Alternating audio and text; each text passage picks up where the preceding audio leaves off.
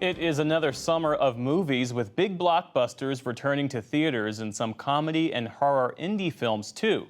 But will that combination be enough to finally draw people back to theaters? Jeffrey Brown zooms in with two film critics for our Arts and Culture series, Canvas. As always, there are way too many movies out or out soon for us to cover, but we'll offer a few suggestions with the help of Ann Hornaday, chief film critic of The Washington Post, and Aisha Harris, host of NPR's Pop Culture Happy Hour, and author of the new book, Wannabe: Reckonings with the Pop Culture That Shapes Me. Nice to see both of you. Aisha, congratulations on your book. Let me start with you. A couple of the big blockbusters. This is the season, right? So what's coming that you're looking forward to? I think the blockbuster that I'm most excited about is Barbie, which is directed by Greta Gerwig, and it is IP, it's a franchise. I know a lot of us critics, including myself, are a little over the franchiseification of everything. But I am excited about this because Greta Gerwig is one of the most interesting directors we have working right now. And the cast is amazing. You have Margot Robbie, Ryan Gosling, Issa Rae, many, many other stars. And Greta Gerwig and her co-writer Noah Baumbach seem like they are taking Barbie in a different direction and a little bit more of a subversive direction. So I'm excited for Barbie, especially.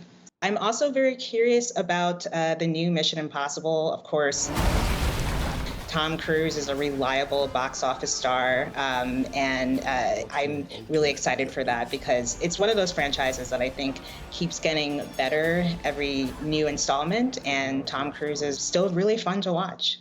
And you're nodding your head with Tom Cruise, right? Avidly, avidly. I'm completely with Aisha on Mission Impossible. This franchise has proven to be so durable. And as she pointed out, it does get better and better. And I think we could attribute a lot of that to Tom Cruise.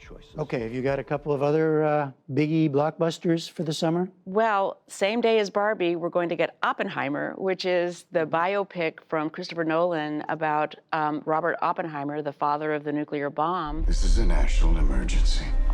This is based on a masterful biography by Kai Bird and Martin Sherwin, American Prometheus, which was just this really comprehensive look at Oppenheimer's life and all the contradictions, you know, of his character. And of course, obviously having to do with his later remorse over developing the bomb. Just a fascinating man of contradictions and paradoxes. And I'm optimistic that Nolan will really embrace those. Cillian Murphy will play Oppenheimer, which I think looks like a stellar piece of casting. So I'm really optimistic for this one. How about a smaller film? You want to start us on our next round, Anne, of independent, something that gets less attention? Absolutely. I mean, this has been such a great year for first-time filmmakers, and one of them is this woman named Celine Song.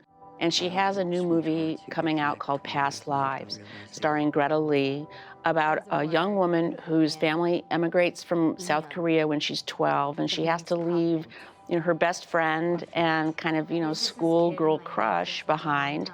She ends up moving to New York to become a writer, and she and her old flame, played by Teo Yoo, reconnect online.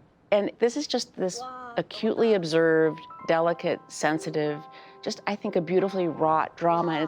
It's a love story we don't really see very often on screen. And Celine Song has just brought it to life with such subtlety and style and flair. I'm a huge fan. Aisha, do you have a couple of smaller or more independent films, something you're really looking forward to? Yeah, the first one I would say is The Angry Black Girl and Her Monster. It's by newcomer Bomani J. Story, and the premise really intrigues me. It is about this young girl who loses her brother to gun violence. And she's sort of this science nerd whiz kid, and she decides to mourn her brother and express her grief by creating this sort of Frankenstein-ish monster. And Story has talked about sort of being inspired by the Frankenstein Mary Shelley story. And so I'm really curious to see how him taking this very, this story that's been told many, many times and creating this very new piece of work will play out. So I'm really looking forward to that.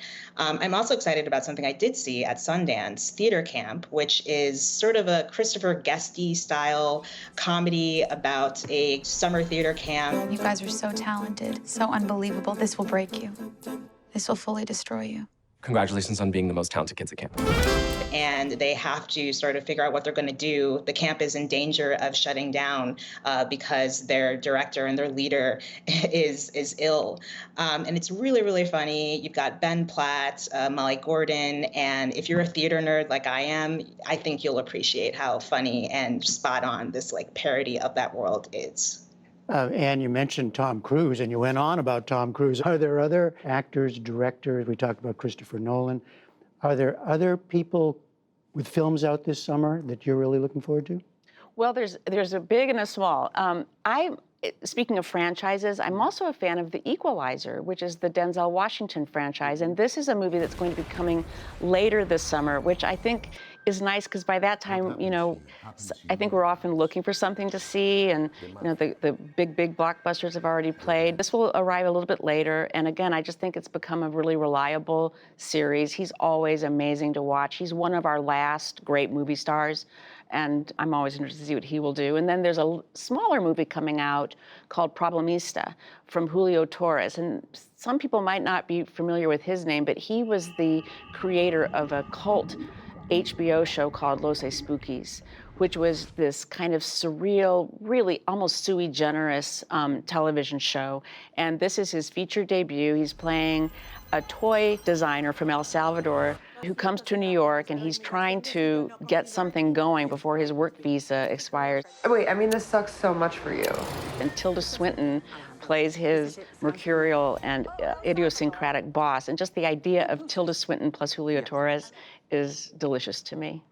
I just want to ask you both in the time we have left. I mean, we are in the middle of a writer's strike. It's not impacting the films we're talking about, clearly. But how, as people who love the movies, how worried are you both, Aisha, at this point? I think aside from being just generally concerned about these writers being able to make a living for what they do, I think I'm also just a little concerned about what projects by minority filmmakers and those who often have a harder time getting stories pushed through, how those projects will be affected in the long run while they're kind of in limbo. Are we going to see a slip back from the growth in representation we've been seeing because they are kind of locked in this battle right now? So that's my huge concern at this moment.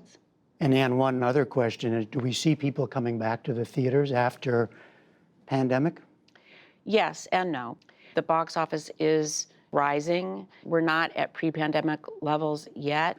And the strike plays into this because I think that we have these big hits like a Top Gun Maverick or an Avatar, but then there's a lull. And I think what we have yet to get to is that steady cadence, that steady kind of ecosystem where people feel all sorts of reasons to go to the movies, and not just for superheroes or for cartoons or for horror, but for a whole wide range of movies. We haven't hit that steady state, and a glitch in the pipeline, you know, that a protracted strike means can actually affect that cadence down the line.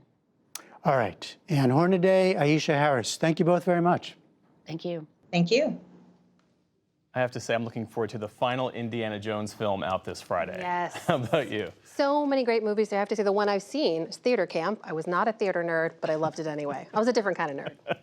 And you can find the full list of movie recommendations online at pbs.org/newshour. And that is the